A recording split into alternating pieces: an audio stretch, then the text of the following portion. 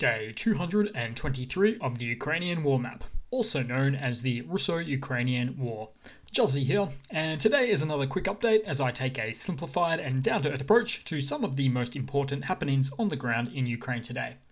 And as always, I like to start off with some of those Russian losses just to get a bit of a look and feel at the hampered Russian forces on the ground in Ukraine and the exhaustion really. So we are at the 4th of October today, and there is an additional almost 400 Russian military personnel losses there.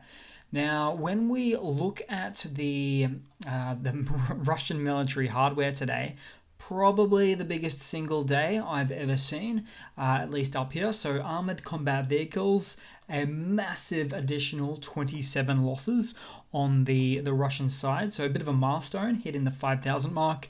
And then for tanks, a complete whopping 44 additional tanks as well. So that's just huge. Couple of artillery. Ignore the aircraft figure. You can see plus minus. I think that's just being sorted out. But yeah, certainly a big day in terms of Russian military hardware losses. Now we'll move it back across to the map, and as we sometimes do, I'll start outside of Ukraine. Now I do see a number of comments about this. I do occasionally mention it in my videos, but there's a red area right here, so Transnistria as it's called. So this is actually a pro-Russian separatist nation. This is why the red is signified there. It only comprises of about 4,000 to 6,000 troops by my last checked estimates, but do note there is almost no possibility that Transnistria will attack Ukraine, because as soon as they do, Ukraine will just hit back immediately, causing Transnistria to lose its self-proclaimed sovereignty, thus causing it to be absorbed back into the adjoining Moldova, right next to it to its west. So in other words, for Transnistria to attack anyone is basically suicide for this self-proclaimed nation there. Now we'll move back across to the map and we'll take a look today at in the Sumy Oblast, or the region here of Ukraine. So got some photos here. Damage of an agricultural enterprise as a result of some Russian shelling from just above the border. Now, as you can see with these photos, zero strategic value from a military perspective here. This is really mindless, indiscriminate shelling from the Russian side to create a state of distress or fear, which actually fits pretty well with the definition of terrorizing. So currently, Russia is definitely acting as a terrorizing or a terrorist state, but officially to designate them that way would, from an international perspective, it is quite tricky, because it would almost certainly be a very escalatory action. So it hasn't been done yet at this point. Now we'll move across further into the east at the Kharkiv Oblast region, where certainly a whole bunch of pushes here today. You can see it from all the blue. So blue stands for recently liberated within about the last 2 weeks. Green is previous to that. Grey is unconfirmed, and red, of course, is Russian. But let's see. So right here, so Borova, as we can see, we've got actually a quick liberation photo of that one there. But we'll just switch to the date map and we'll take a quick look and see what's going on. So a couple of changes over the 4th, but we'll go backwards and forwards, and you can see that the Ukrainian forces have pushed all the way to the Luhansk, and even in some cases contesting the Luhansk Oblast region.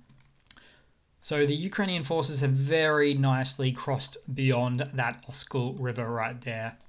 They're very good at crossing rivers. Oh, in that photo there from a moment ago, you'll notice that the Ukrainian forces appear to be running low on liberation flags, because, yeah, that's my best guess for what happened there. Now, just next to, well, really the edge of the Kharkiv Oblast is, of course, Luhansk and Donetsk, so the collectively known as the Donbass region there.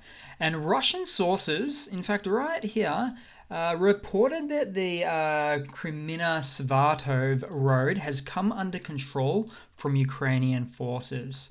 So that's really this road right here. That's pretty fair to say. I don't know if this is, we don't know if this is infantry, soldiers on the Ukrainian side yet, or it's very likely to be quote-unquote fire control, so high precision artillery strikes, pushing the Russian forces backwards even further and further. So what could be very likely to be said that's happening here is because of Russia's lack of infantry or manpower, as they say, Russian forces stay in strong points in towns like Svatov there. And the general approach from the Ukrainian side is that the Ukrainian forces push between these strong points and then outflank the Russian forces, causing them to retreat even further back. So instead of brute force, from a combination of maneuvering and high precision pinpoint fire control. Now I'll move down a little bit further here. So of course we've got the Ukrainian forces looking to push into the captured locations of Severodonetsk and Lysychansk. Now that was taken back in May sometime. In fact, I think there was a little bit of actually, oh, here we go, Spurn. So I saw that a few months ago there. That was usually quite a hotly contested area in the Donbass. In fact, most of these settlements were, but we can see there's I guess proven liberation there, so that's always nice to see.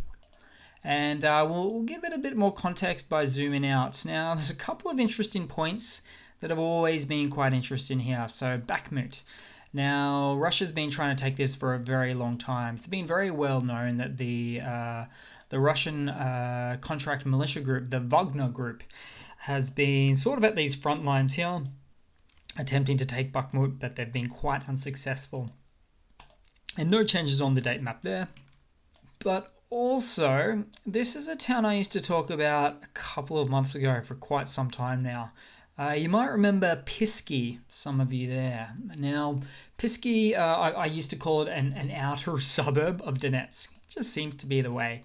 So it took a long time for Russia to get the majority of Pisky. It came at a very large expense to the Russian forces. A lot of soldiers were lost just to take this little bit of ground here. I suspect that it will be ceded and liberated back to the Ukrainian forces soon enough, sooner than a lot of other settlements, just because of the way this one played out in the past. It took so long for Russia to truly take maybe, let's say, 80-90% of it, depending on how you want to count it there. Then we'll move back down across to the Dnipropetrovsk Oblast there. This is the one that I've said before, looks a little bit like a boomerang right there. And we have Nikopol, which still continues to get a lot of shelling there. Usually from the Enerhodar region where the nuclear power plant is. Also, again, where the Russian forces are situated and occupying.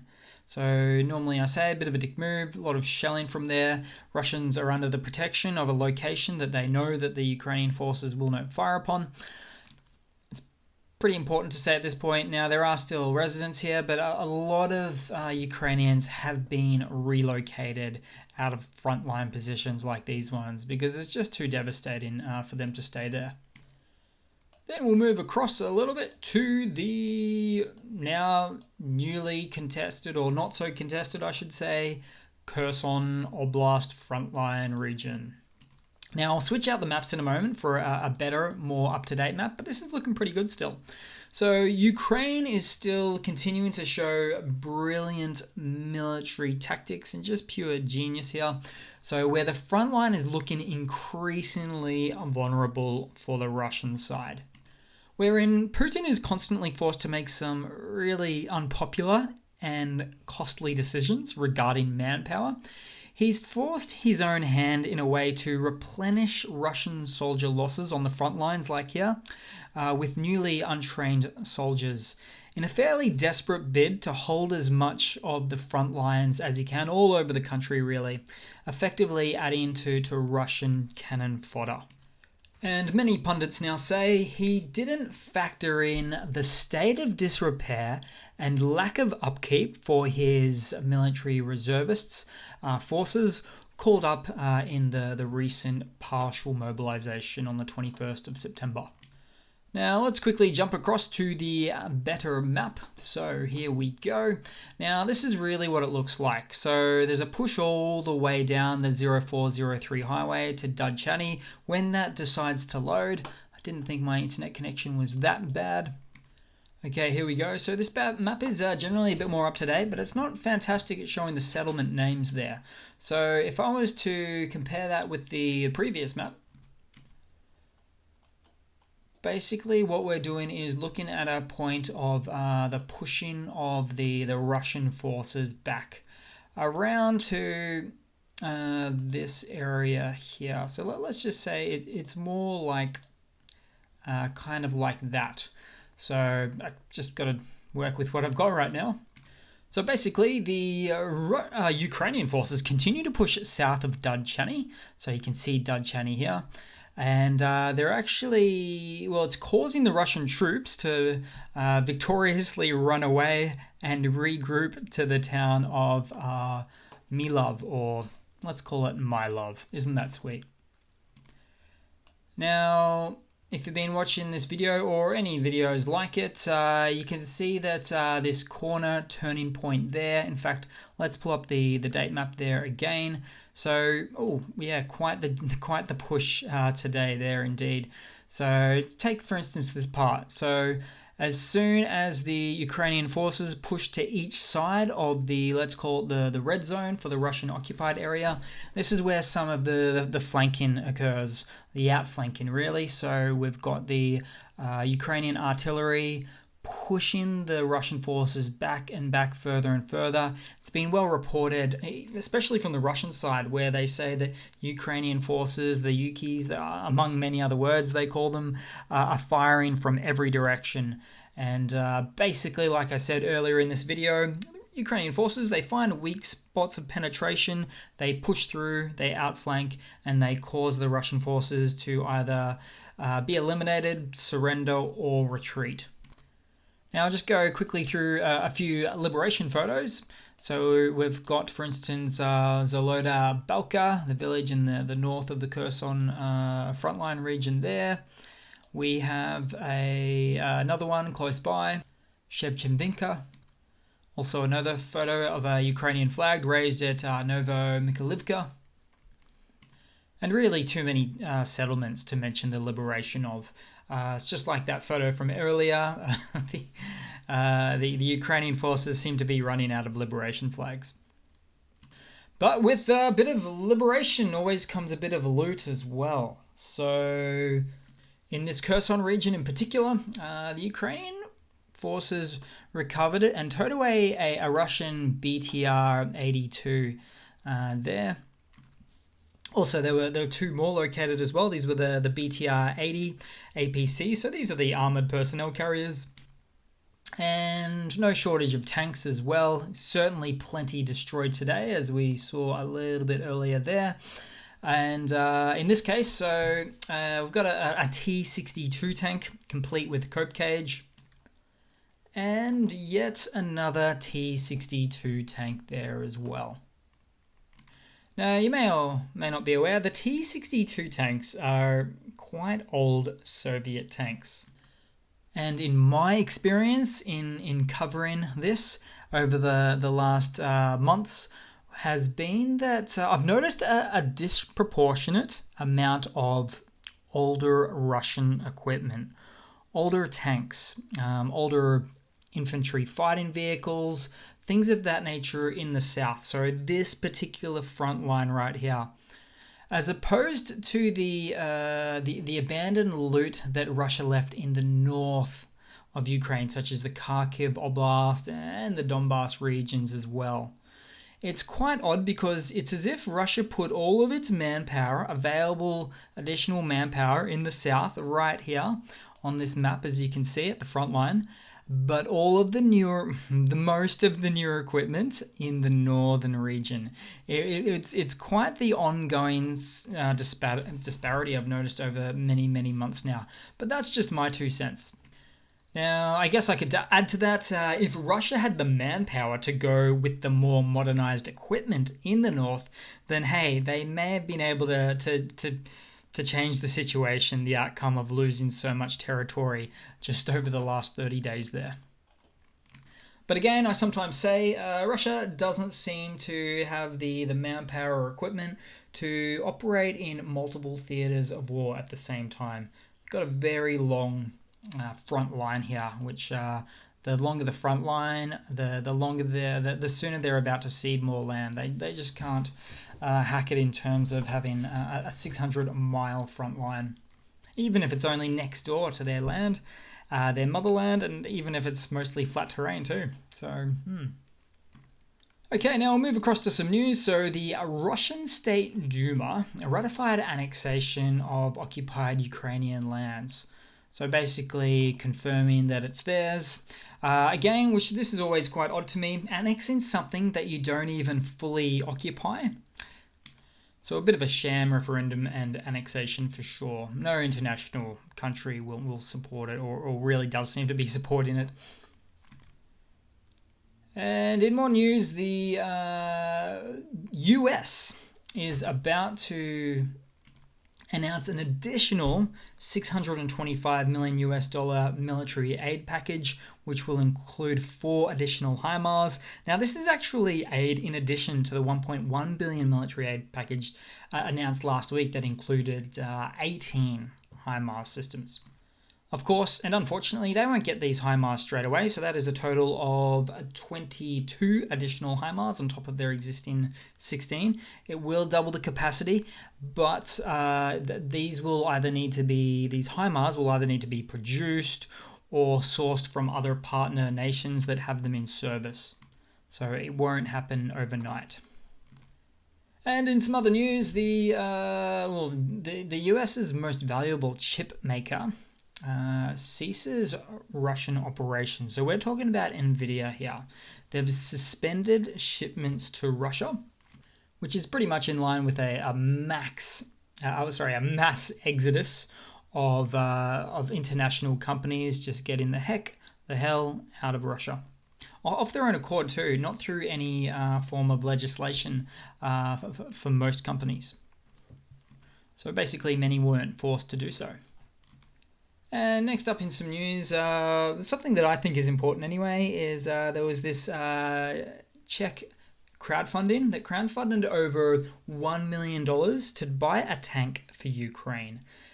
Now, the crowdfunding campaign raised 33 million Czech crowns, so that's about, more like $1.25 million US, to buy a T-72 Avenger tank, which is like a modernized version of the T-72 tank.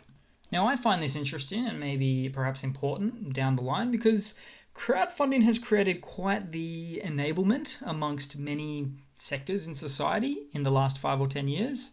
So wouldn't it just be fascinating to see aggressor states like Russia be outmaneuvered by citizens of the internet or netizens support in this way more into the future?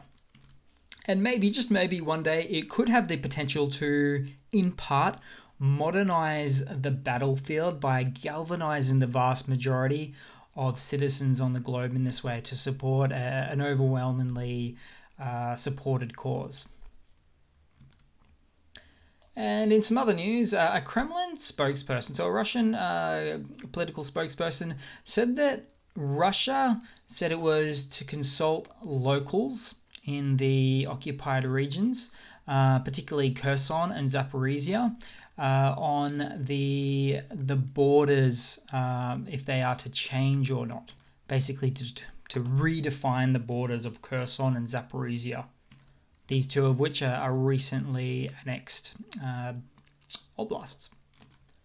Now, perhaps the Russian government is at least somewhat aware of the lunacy of annexing territories where vast swaths of the population are still not actually under occupied Russian control. Zaporizhia is a very good example. Still a third of it, even its capital city, isn't under Russian control. Never has been, and yet Russia used its own legal system to try to annex it legally. So maybe Russia is now thinking, okay, this looks a bit bonkers. Maybe we should change the borders and concede some territory and keep officially only what we already have, the actual front line as it exactly stands right now.